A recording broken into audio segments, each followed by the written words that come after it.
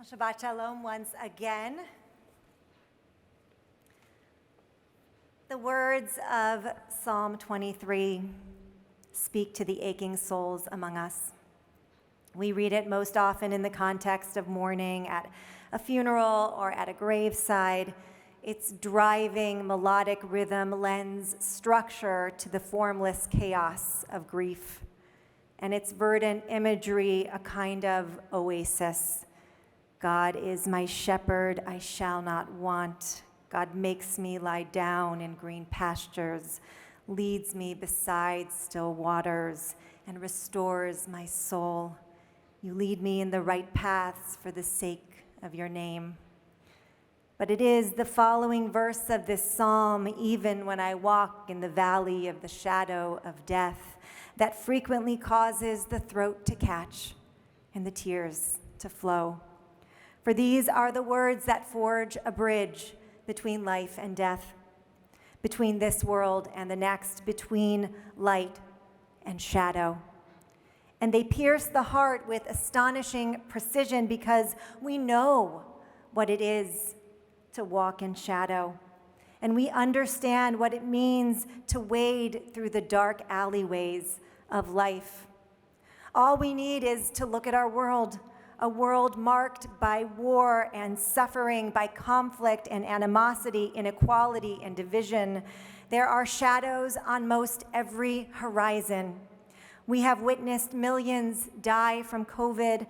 There is a world crisis between Russia and Ukraine on the precipice of exploding.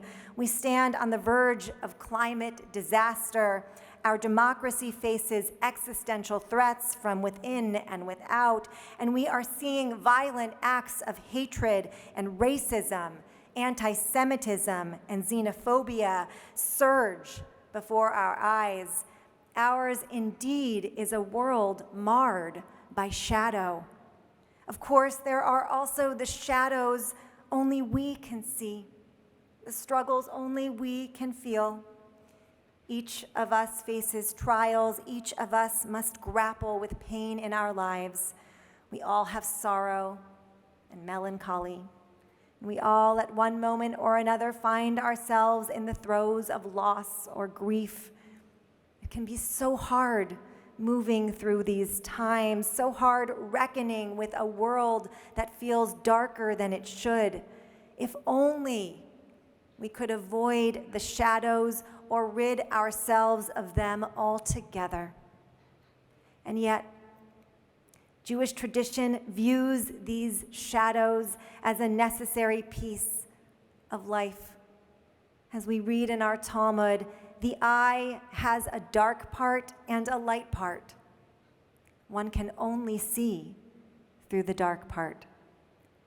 Rabbi Tzvi Blanchard explains this text, writing, "To understand the world, we must see from within our own dark side, from within that incomprehensible, irrational, dark as night place in ourselves. Perhaps God created a world that, in order to be known and understood, has need of the human dark side. But why? Why would God need our darkness? Why would the world need this exposure to the shadows? Perhaps there is something we learn from the struggles which mark our lives, from the pockmarks that pain has left behind. About ourselves, maybe it's that we're stronger than we had imagined, more resilient as well. About the world, perhaps we gain a measure of much-needed perspective. That is, when we emerge from the shadows of our own lives, maybe we more readily see the shadows which inhabit the lives of those around us. As we extrapolate from the Talmud, the dark part of the eye shows us the world as it truly is, with all its blemishes and bruises and scars. We know that a beautiful landscape may also mask searing pain, and that a gorgeous horizon may be hiding unrelenting heartache. Having experienced darkness, we see a fuller, more complex life before us. And that isn't a bad or sad thing. Rather, it helps us live more openly, more humanely, more sympathetically. The world is a new place when we emerge, and we are new people, transformed by depths of emotion. What we take from these experiences in the shadows is not only instructive, but also enlightening. Our Torah portion this week, Ki Tisa, introduces us to a man who is said to be touched by God, endowed with a spirit so enlightened that he can decipher the combination of letters by which heaven and earth were created. His name is Bezalel, and he has been singled out by God to be the master contractor for the Mishkan, or tabernacle, the traveling sanctuary in the desert.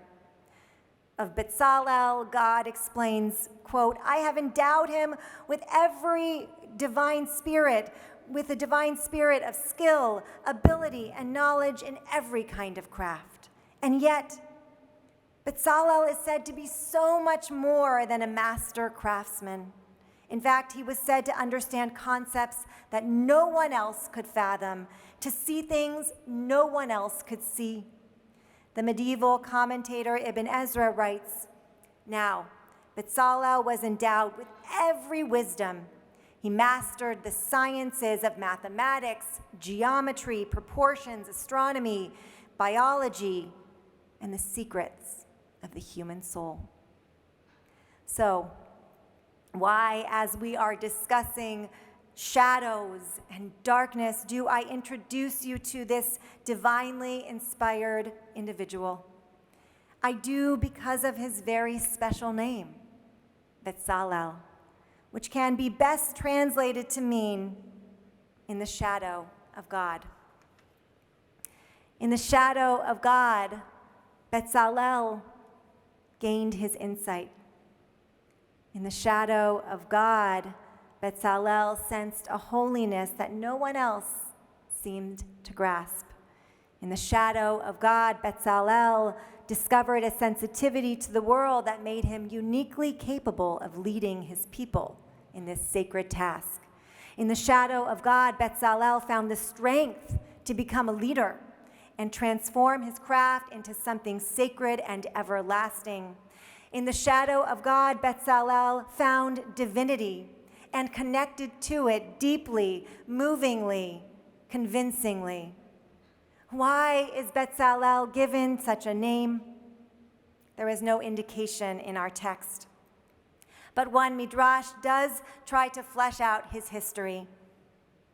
Bezalel is said to be the grandson of a man named Hur, who we heard a little bit about in Dr. Weiss's Devar Torah. And Hur was said to have protested the building of the golden calf, which resulted in his murder. In the wake of Hur's death, the job of supervising the construction of the tabernacle was given to Bezalel. Thus, we learn that Bezalel's past was filled with pain and loss and fear.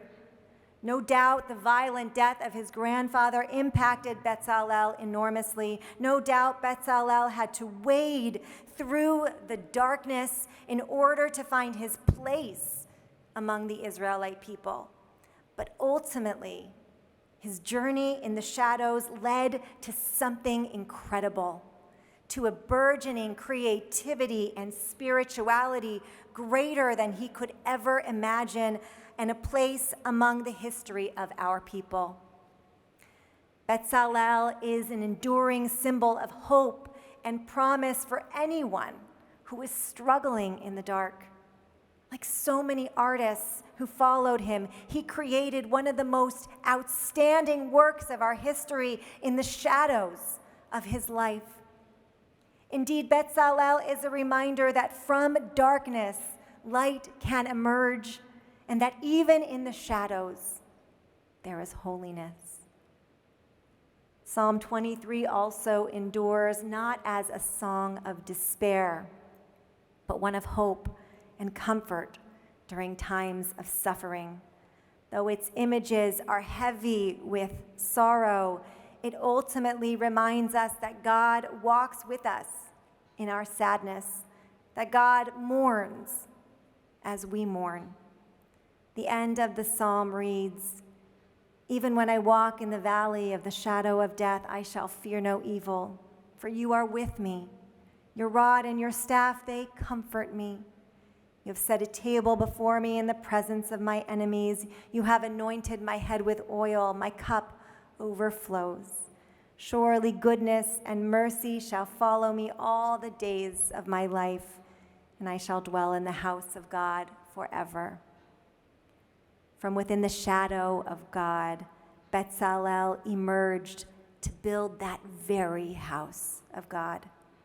And from within the shadow of God, he prevailed with strength, creativity, and purpose. May we, like Bezalel, always recognize God's face in the shadows and God's presence in the darkest seasons of our lives, that we too may emerge with courage, determination, and the spirit to not only live, but to flourish. Ken Yehi Ratzon.